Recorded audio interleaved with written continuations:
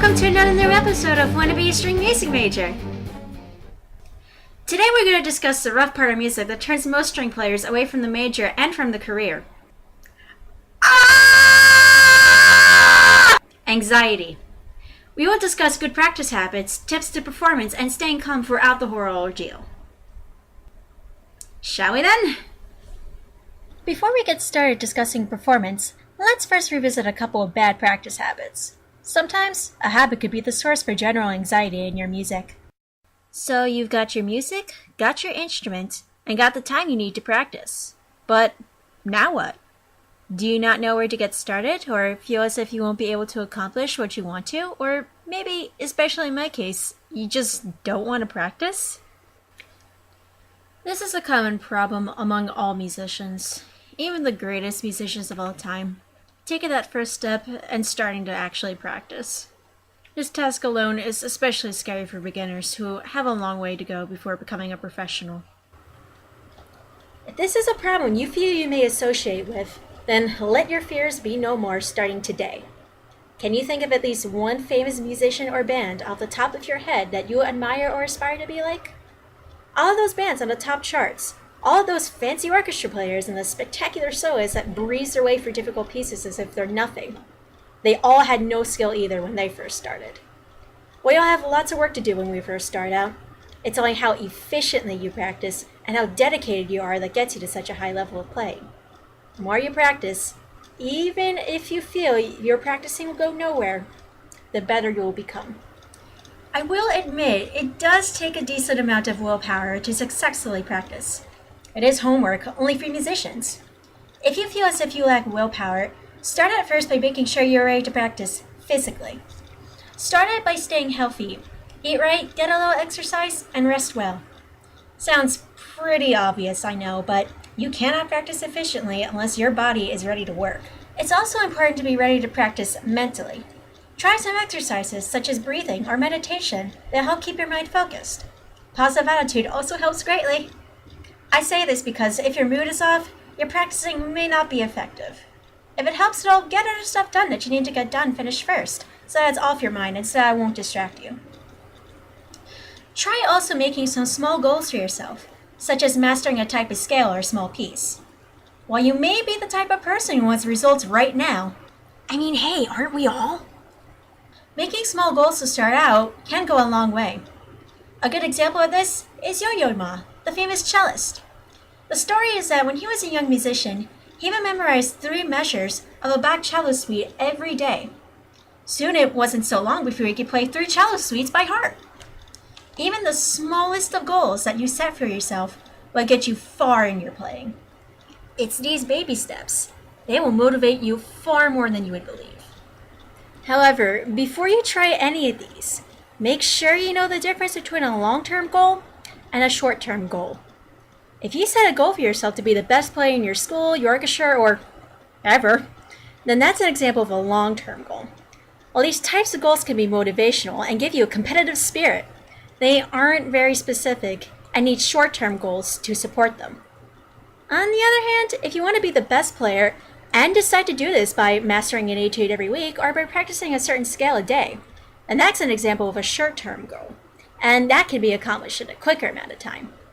This way, if you find yourself falling a little short, then you won't be so disappointed, and you can pick out exactly what you need to work on. If it helps at all, try taking out your instrument and then fall in love with it. Keep a couple of pieces near you that you can take out and play for fun. Maybe revisit some old pieces and repertoire and play them through. This is also good for checking your progress as a musician. It doesn't even have to be a piece that you play at first. Maybe you could just improvise some notes. Just get yourself playing and have fun with your music. Music is certainly not all work. Be careful though. Don't spend too much time simply playing old pieces instead of fixing your technique and learning new things. It's very important to know the difference between playing and practicing. So you sat down and now you're ready to practice. Good job! But what happens when you run into this sort of problem?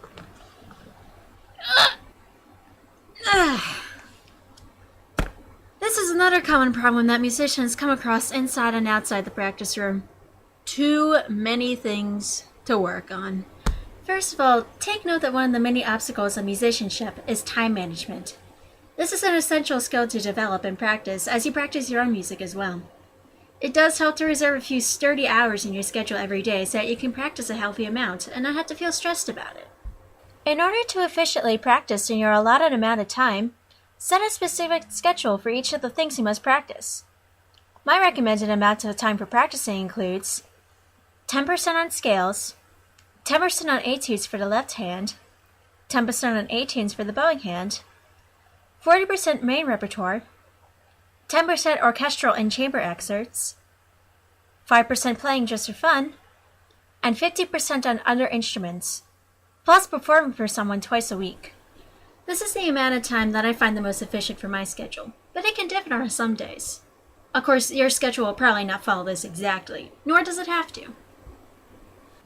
It's okay if you can't think something you're working on in one day. Actually, if you're able to do that, then dang, you got some good practicing skills. Still, in some cases, if you're not able to get a hard passage, it may simply just be the fact that your fingers have to get used to a new technique. Of course, you should work slowly and teach your fingers the proper way to navigate themselves around your instrument, but give your fingers time as well to get used to the new technique. Sometimes, if you're working hard and efficiently enough, the only real issue that stands in your way is just time. But what if, say, for example, you have 10 things that you need to work on in a piece, but you only have 5 days to fix it all? Yeah, it does seem a little stressful, but try thinking of it another way.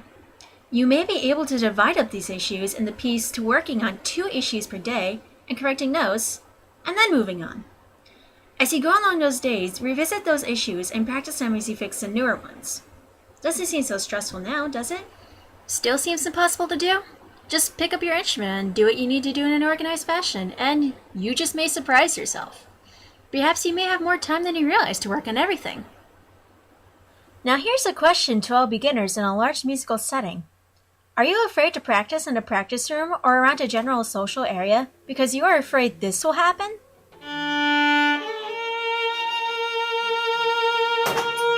You suck! Sure, it's good to practice, but what does one do if critics are around? Okay, so we admit that it does take a certain level of competence in order to practice in a music building along with other music majors, but understand that the kids around you are also working on improving their sound, and they have similar problems to you. If it helps and you want to get used to practicing though, you can always stick a piece of paper on the window, or you can even use earplugs just in case the sounds around you are bothering you, as long as you can hear your tone. If you take the time to think about it, practicing is even less of an issue around people that aren't musicians. Most of the time, they can't actually tell if you're making a mistake in your music or not. Unless it's really obvious, but hey, we all make mistakes, don't we? We're human. If someone does hear you practice and they decide to give you feedback, don't take it with a heavy heart. People that give you tips, especially teachers, do not mean to bash you, but rather help you sound better. If worse comes to worse, just go in a practice room and just practice. If you practice around other people, it won't be too long before you get used to it and can soon play for other people as well. So, how many of you are guilty of the following actions in practicing? That's too hard, I'm not doing that.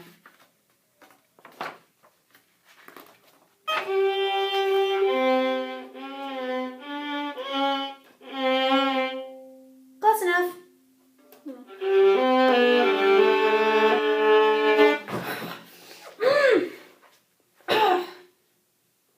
Are you never going to get this? Let's face the facts. Every single musician in the world has confronted at least one of these actions. These, however, are only simple problems or bad habits in practicing, but they can bring you anxiety or lead to anxiety later on.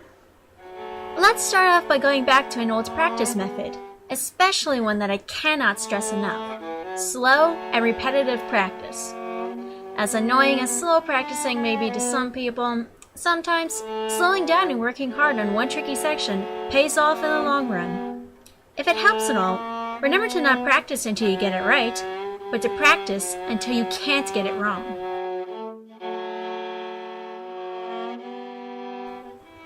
Also, patience is a huge must for practicing.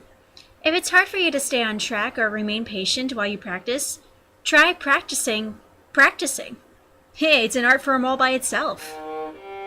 Also, remember that old phrase that you may have heard a bunch of teachers use? Practice makes perfect? Well, here's a thought. What if your practicing is flawed? Does it make it perfect then? Rather, try to remember that practice makes permanent. If you practice your music wrong, you will keep playing it wrong. But if you practice your music correctly, then you will learn to play it correctly.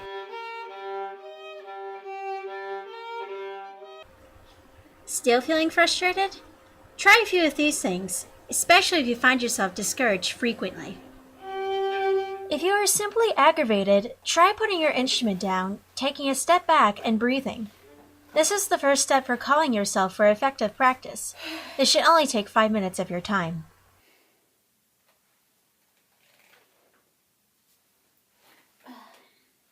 After the 5 minutes are done, step 2 is to examine what went wrong in the music. Think, what was it that you did wrong?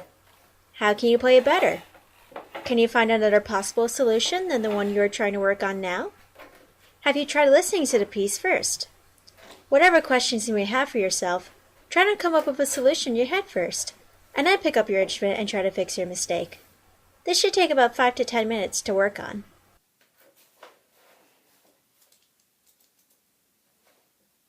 After this, if you are still feeling frustrated, try practicing another instrument, relaxing, or doing something entirely different, and then come back to practice. Perhaps all you need is a simple break. This should maybe take from 15 minutes to an hour, depending. So, you've prepared your piece, and now, next thing you know, it's showtime! The good news, now you have a chance to show off your hard work. The bad news, you'll probably be a nervous wreck. The best solution to get rid of performance anxiety once and for all? Keep going out and perform over and over again. It's just like practicing around other people. The more you perform, the less anxious you feel about playing. A good way to work up to this is to first perform for small groups, and then work your way up from there. Try also video recording yourself so that you can see for yourself what you need to work on. Just be careful with this, as you may find yourself overly critical of your performance. Believe me, I know I always want to find myself fixing a lot of things when I play after I record myself for these videos. Hey, it sounds like a great plan, but it's not really useful if you're nervous right now, is it? Okay, so one way to combat nerves is to not actually think about being nervous. Try to keep your mind on other things or distract yourself with different activities. Maybe have a couple of friends backstage to help keep you calm. This is one solution, but I find that it's not the solution that works for me. What I tried the last couple of times before a big event is releasing all of my nerves beforehand. I jump up and down, punch the air around me, run around a little, talk it out. Basically what works for me is getting all my jitters out of my system and then performing. I find this helps me because I'm not so shaky once I start the performance, but it's whatever works for you. Also, don't worry if your performance turns out bad. Chances are you're bound to always find something you want to change in each of your performances. Besides, everyone has their good and bad days, even if you can't tell once you're on stage. It doesn't necessarily have to be perfect. I'll discuss more on that in the end of the video. Practicing good stage presence can also be a great help. If you were to walk out on stage with, say, your head down and you looked really nervous, then the audience would not react to you as strongly as, say, you were to walk out with your chin up and look like you were ready to play. Sometimes, looking strong is just enough to help you be strong. By the way, here's a random tip. If your muscles get really tight and tense when it's showtime, try foods with lots of potassium in them. It helps relax the muscles and keep them from cramping. Of course, if you do have actual panic attacks or find yourself fainting over anxiety, then it's recommended that you go see a doctor. I may not be an expert on medical information, but if issues such as these are occurring, then your anxiety problems may be a little more serious.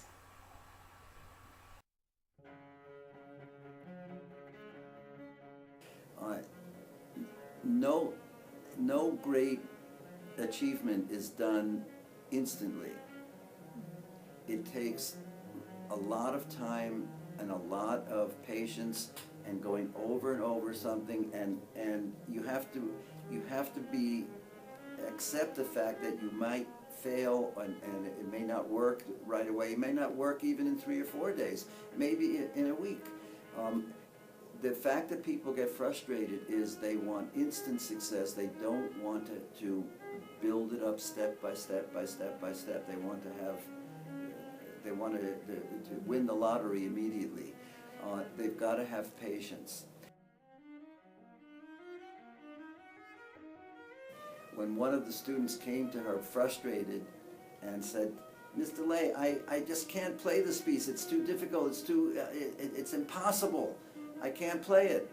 And she said, "No, sweetie, it's not impossible. It's just time consuming." And I think that students who are getting frustrated have got to learn to pace themselves, and something difficult is going to take much more time than something easier, and not to expect instant success, to keep at it.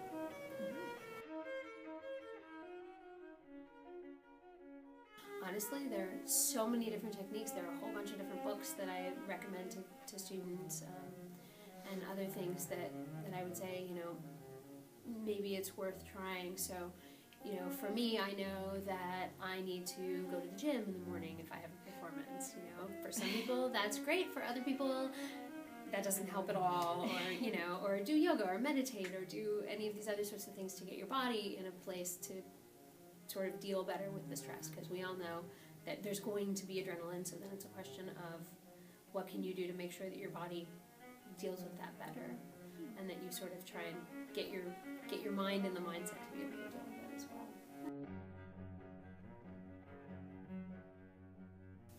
I think the biggest bad habit that we actually see in practicing is practicing things straight through too much and not concentrating on the problem spots.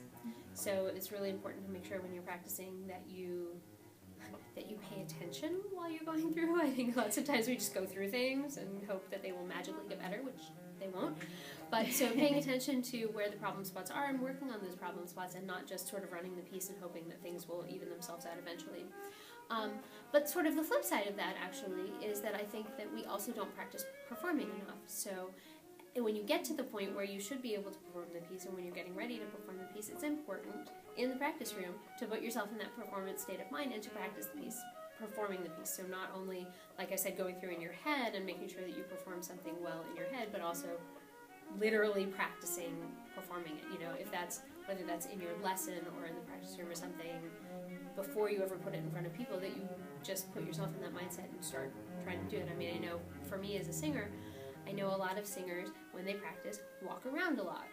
Well, it's going to feel different when you stand still. So you need to practice standing still and making sure that you still feel like things are working for you when you do that. Okay.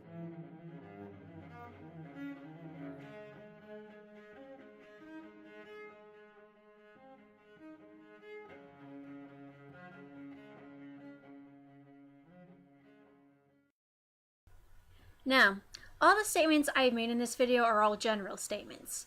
Please do not try any of these unless your teacher approves otherwise. Also, keep in mind that everyone has different practice habits and levels of anxiety. So if you have any questions or issues that need to be resolved, ask your teacher about it. Anyway, that's it for this episode. Next time, we'll be kicking off summer vacation with an episode that'll help with uncertainty about the major for sure: music auditions. Until then, take it easy and happy practicing.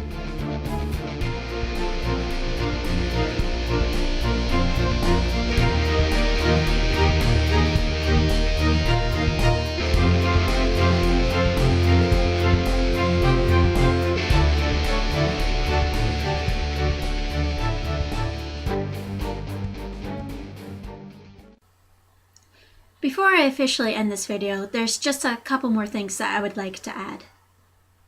Folks, in your performing lifetime, you're going to meet lots of other musicians that will become your friends, your colleagues, your competition. These musicians will range greatly in their abilities.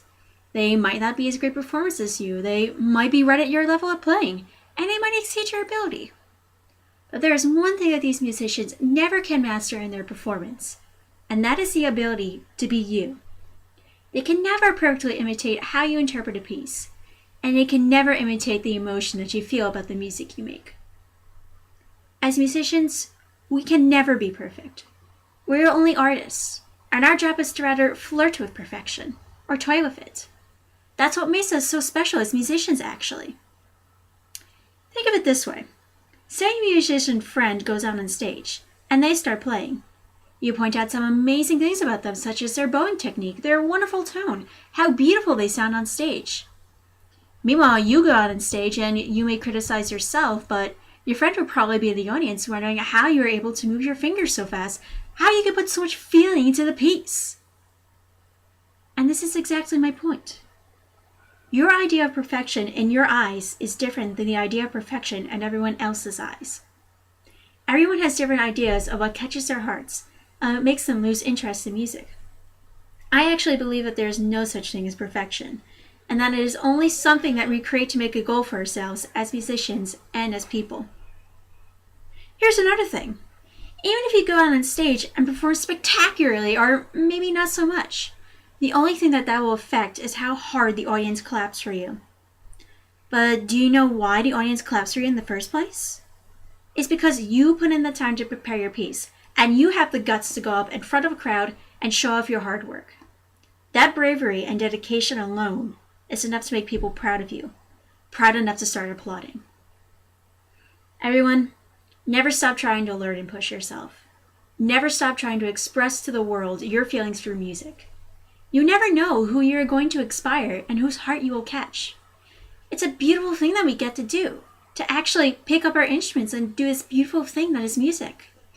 I guess that's why when we perform, we call it playing? Think about it. And don't ever stop.